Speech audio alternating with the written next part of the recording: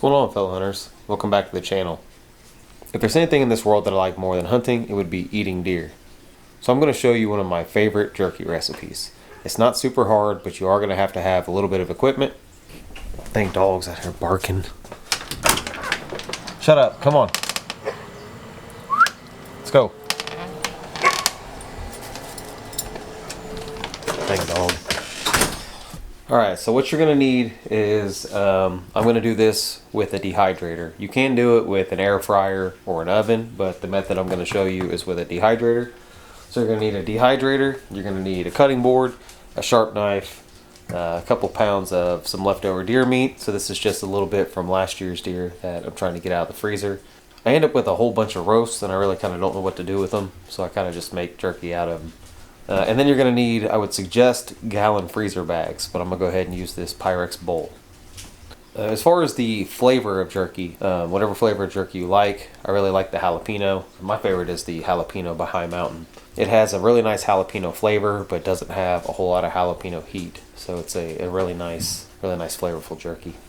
There are a lot of recipes online that you can use, so you could make your own jerky seasoning as well. Alright, you don't have to use something from a box. You could just season it up the way you want. What is going to be important is that you make sure that you're using curing salt, right? Because that is going to sanitize the meat. So what we're going to be doing is we're going to trim the meat. I've got the meat all thawed out, and we're going to trim the meat. Once the meat is trimmed up really nice, I'm going to go ahead and throw it in the freezer for probably, I don't know, 30 to 45 minutes, just to get it a little hard. I don't want it frozen all the way through, but with it being a little harder, it'll be easier to go ahead and slice it. And then we'll go ahead and we'll slice it all up, and then we will get it put into our jalapeno jerky seasoning, and we'll let that marinate for roughly a day. Once we get it all seasoned up and it marinates for about 24 hours, we'll pull it out and we will put it in the dehydrator, and we'll just kind of rotate our trays. The first thing we got to do is we're going to have to go ahead and get this meat cleaned up. We're going to have to get all the silver skin and any kind of connective tissue or anything off of this meat. The cleaner you get this meat now, the more desirable chew that you'll have with your jerky later on. So let's go ahead and get this meat trimmed up. I've got my hands all washed up, and what we're going to be doing is trimming up this meat. So what we want to do is we want to get all of this silver skin and any kind of, essentially kind of the way I look at it is, if you don't want to eat it, go ahead and cut it off.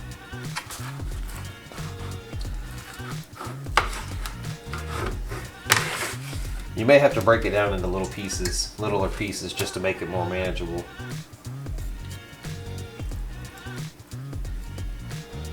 And this is the worst part of doing the jerky.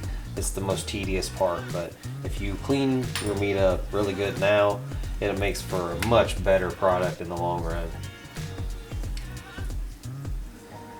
Now what you want to do is just trim all this off, but you want to leave as much meat as you can, right? You don't want to cut off a whole bunch of the meat. I'm not the greatest at doing this part. Sometimes I cut off a little more than what I should, but I like to make sure that what I'm eating is going to be really, really nice and pleasurable.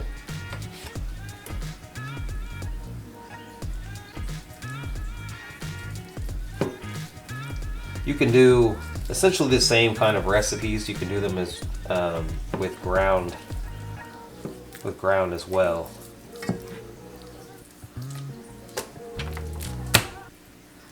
So if you wanted to use some of your leftover ground meat, that would be a good way to use up some of that, is to make jerky.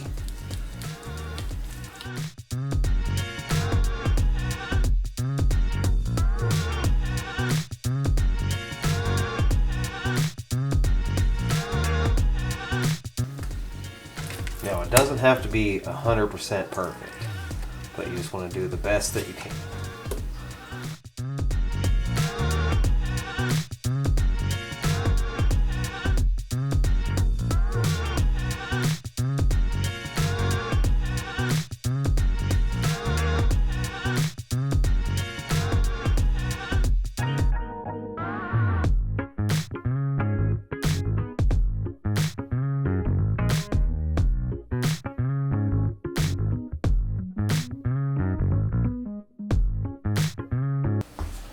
Alright, so after trimming all the meat up, I got it trimmed up pretty nice. Let me flip this.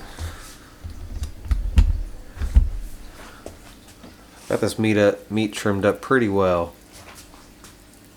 Now you don't have to get it that good, but the more that of the little gristle and stuff that you get off, the better chew it's going to have later on. So we're going to go ahead and we're going to take all this meat and we're going to put it in this Pyrex dish. You could use a gallon freezer bag, that'll work too. We'll go ahead and we'll get all this meat down in here. Okay, so we got all of our meat in our bowl or freezer bag. I'll go ahead, drop this down in the freezer. Alright, and then we'll come back in about 40 minutes and we'll go ahead and slice this up and we will start to get it seasoned. So I'll get back with you here in a minute. I gotta get some of this mess cleaned up before the wife gets home. Alright, so now that we got the meat nice and cold, we're gonna go ahead and get it sliced up. Now in order to make this as tender as possible, what you want to do is cut it against the grain so that way when you bite it, it breaks off with the grain. So if you look at your meat, the grain is running this direction, so we're gonna slice it this way.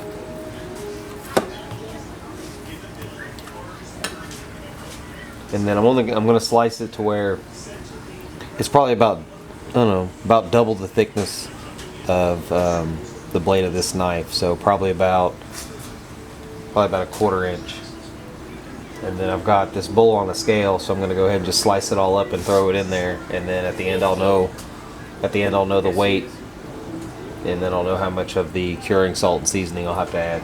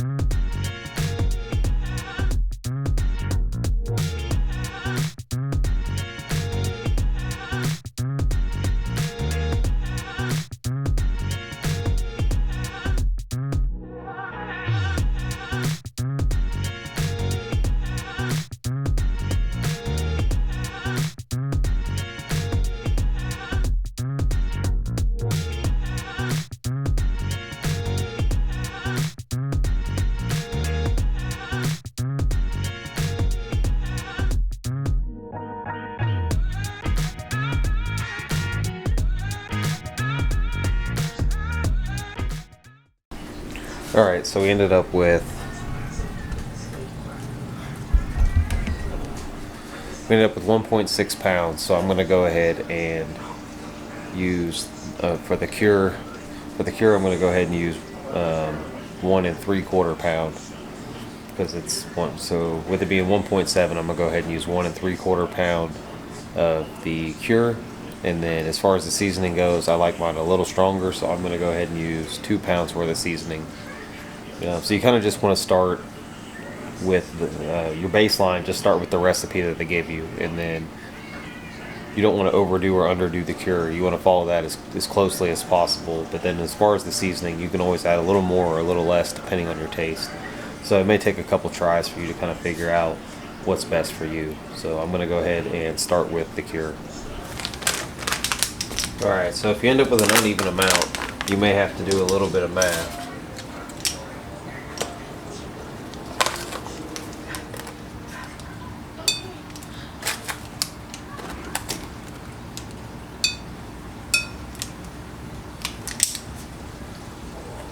So that was a pound's worth. Now I gotta do 3/4 of a pound worth.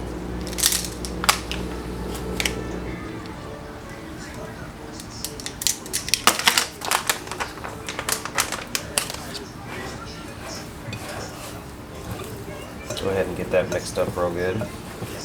And then once you have it to where it feels like it's nice and evenly coated, we can go ahead and move on to the seasoning, which is right here.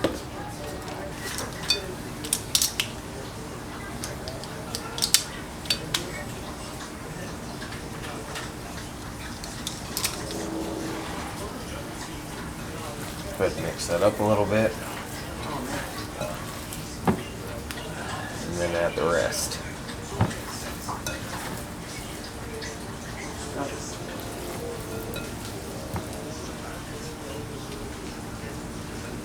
And then we'll go ahead and mix this up the best we can. So then we'll just go ahead and throw this in the fridge for the next 24 hours and we'll let that marinate. So it's been about 24 hours and you can tell that the cure has kind of worked on the meat. It makes it kind of more of a brown color. So I'd say two times I went ahead and I opened it up and just kind of stirred it around, and I added a couple tablespoons of water each time I did it, just to kind of help with the mixing process.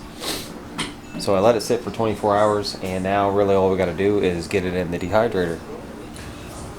So this dehydrator I got from Rural King a couple years ago. That helps. It has so it has the drying temps on the side. That kind of helps a little bit. So it says the jerky's 160, and that's the highest this sets to. And I can also set it to in half-hour increments up to 24 hours. So what I like to do is go ahead and get the jerky on there, and then I'm going to actually sprinkle a little bit of extra seasoning on the jerky. Once I get it on there, I'll set it to 160, and I'll just set it for 24 hours. I'm not going to leave it on there probably any more than 8 to 10 at the most, but I like to just go ahead and set it for 24, and I just keep track of it that way, and I don't have to keep adding more time to it. So we'll just go ahead and I like to spread the jerky out with quite a bit of space in between each piece if I can, if I've got enough room to do it.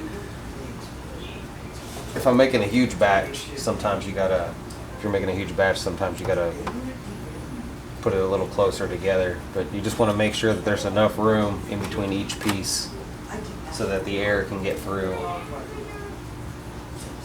Because if it's overlapping, you'll have like some weird raw spots, and you don't want that.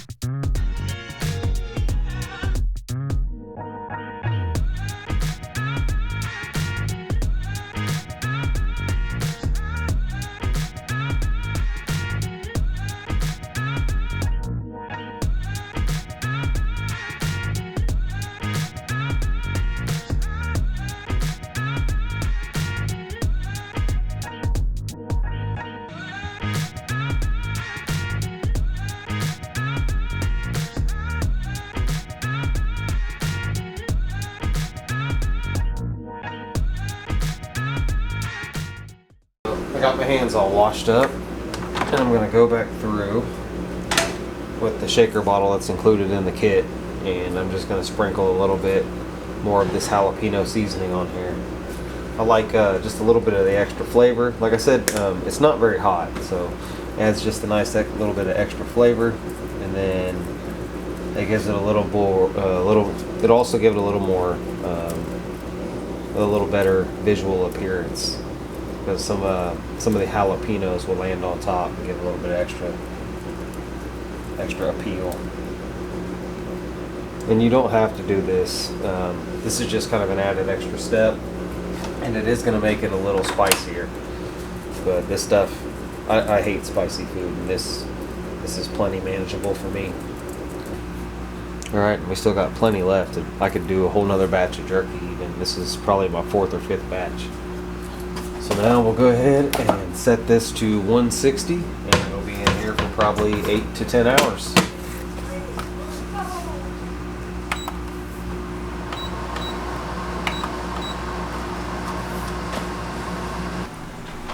Alright, so it's been about 2 hours. I just got back to the house. I had some stuff I had to go do.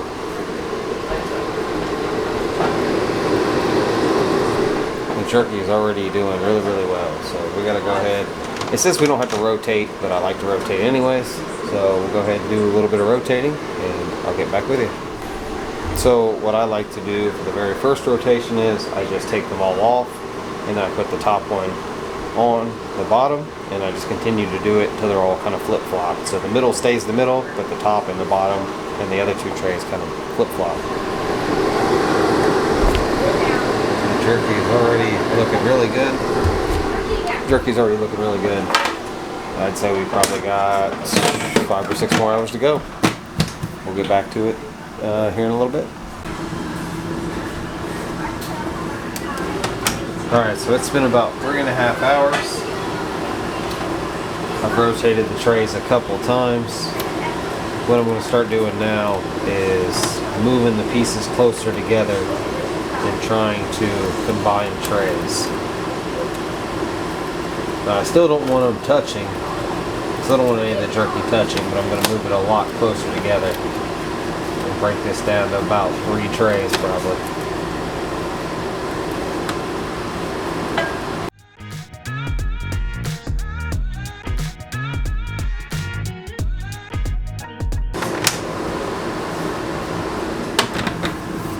Alright, so that got us combined into 3 trays. This is going to start drying way faster.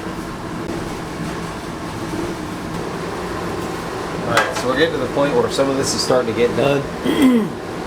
And kind of what you're looking for as far as the doneness goes is you're looking for pieces that are going to, they're still going to be bendable, but it bends kind of hard and kind of cracks.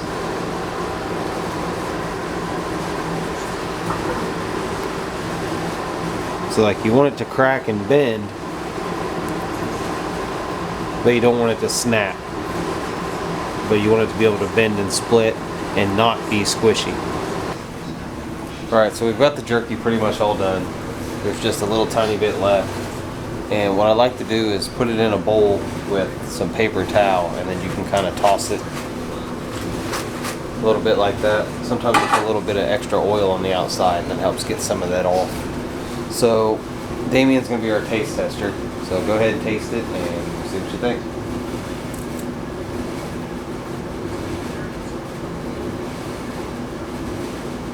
Good. It's good. Kid approved. Not too spicy? Not too spicy. Awesome. Okay, now we'll go check with Avery and see what she thinks.